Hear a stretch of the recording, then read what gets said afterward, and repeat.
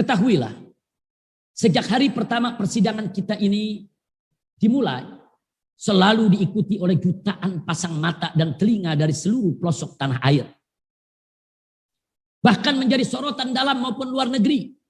Dan menjadi perbincangan nasional maupun internasional. Bahkan belakangan menjadi perdebatan di Dewan Perwakilan Rakyat Republik Indonesia. Berbagai kalangan selalu dengan setia mengikuti dan mengamati serta mencermati jalannya persidangan kita ini. Antara lain. 1. Para habaib dan ulama serta santri dari berbagai pondok pesantren dan majelis taklim terus mengikuti sambil menilai kualitas persidangan dengan kebersihan mata hati mereka. Bahkan majelis hakim yang mulia di beberapa pondok pesantren ada nonton bareng pengadilan ini melalui streaming Pengadilan Negeri Jakarta Timur. 2. Para pakar hukum lokal maupun nasional terus memelototi jalannya sidang ini. Karena banyak hal aneh dalam persidangan ini yang tidak mereka dapatkan dalam persidangan lain. 3. Para mahasiswa fakultas hukum di mana-mana banyak yang menyimak dari sidang ke sidang.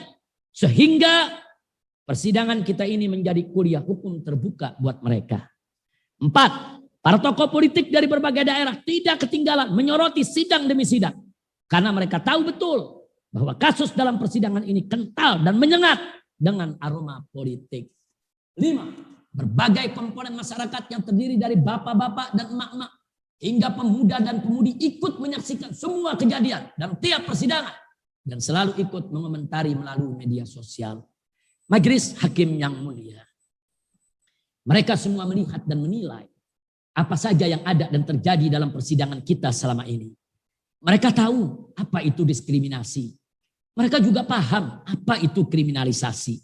Mereka pun mengerti apa itu manipulasi fakta. Mereka juga menilai semua perilaku kita dalam persidangan ini. Apakah itu terdakwa dan penasihat hukumnya ataupun jaksa dan hakimnya. Mereka semua telah mendengar dakwaan jaksa dan pembelaan pengacara. Juga sudah menyimak mulai dari eksepsi hingga pledoi terdakwa. Kini mereka tinggal menunggu putusan majelis hakim yang mulia. Yang kelak juga akan mereka nilai secara khusus. Mereka semua berharap kepada Allah Subhanahu wa Ta'ala. Kemudian berharap kepada majelis hakim yang mulia. Agar lahir keputusan yang memenuhi rasa keadilan. Akhirnya, setelah semua fakta persidangan didapatkan mulai dari keterangan para saksi hingga barang bukti. Sampai kepada apa saja yang sah menjadi alat bukti. Maka kini kembali kepada keyakinan hakim. Kini keyakinan majelis hakim menjadi penentu. Apakah majelis hakim yakin bahwa Habib Rizik Syihab dan Habib Hanif Al-Attas serta Dr. Andi Tatat benar sebagai penjahat yang punya niat jahat dan bermufakat jahat untuk berbuat jahat secara bersama-sama sehingga menimbulkan keonaran.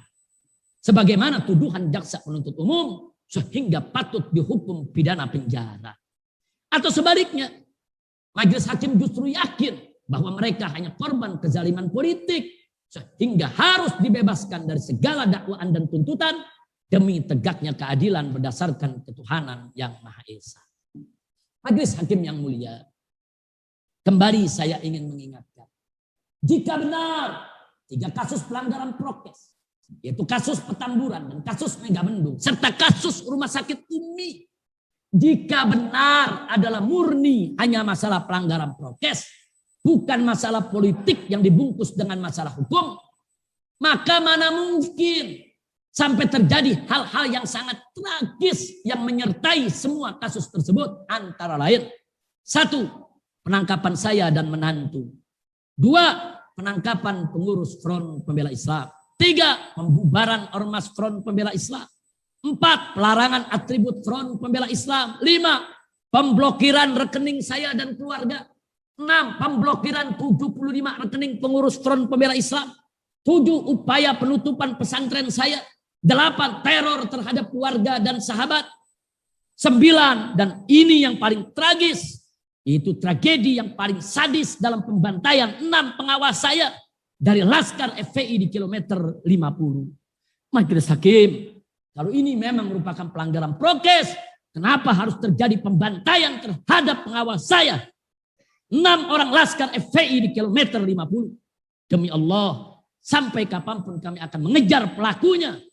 Dan kami tidak akan biarkan mereka gentayangan bebas di jalan-jalan. Karena mereka adalah pembantai sadis dan pembunuh biadab. Akhirnya saya hanya bisa memohon kepada Allah subhanahu wa ta'ala. Allahumma rzuqna nasran aziza. Wa fathan mubina. Wa khalasan jamila. Wa farajan agila. Bihaqqi Fatimata wa abiha. Wa ummiha wa jaddatiha. Wa ikhwatiha wa ba'liha wa badiha muhibbiha. Alaihim salatu wassalam. Ya qawi ya matin. Birahmatika nastaghith. Ya qawi ya matin. Birahmatika nastaghith. Ya qawi ya matin. Birahmatika nastaghith. Ya rabbal alamin. Hasbunallah wa ni'mal wakil. Ni'mal maula wa ni'mal nasir. Wala haula wala quwata illa billahil aliyyil azim. Majelis hakim yang mulia, majelis hakim yang terhormat, majelis hakim yang tercinta. Ayo, lihatlah lubuk hati Anda yang paling dalam. Galilah nilai-nilai kemanusiaan dan keadilan dari samudra sanubari Anda yang paling bersih. Sehingga lahir penilaian yang tidak hanya semata terpaku kepada aspek hukum atau unsur perbuatan saja. Tapi di sana ada rasa keadilan di tengah rakyat dan bangsa Indonesia yang harus terpenuhi. Semoga majelis hakim yang mulia diberi kekuatan oleh Allah subhanahu wa ta'ala. Untuk menegakkan keadilan dan melenyapkan kezaliman. Serta menjadi garda terdepan dalam menjaga tatanan hukum di Indonesia. Agar tidak dirusak oleh mafia hukum manapun. Semoga majelis hakim yang mulia bisa menjaga kemurnian dan kemuliaan pengadilan ini dari politik kriminalisasi. Yang mempraktekkan pidanaisasi dan diskriminasi hukum serta manipulasi fakta yang membahayakan agama, bangsa, dan negara.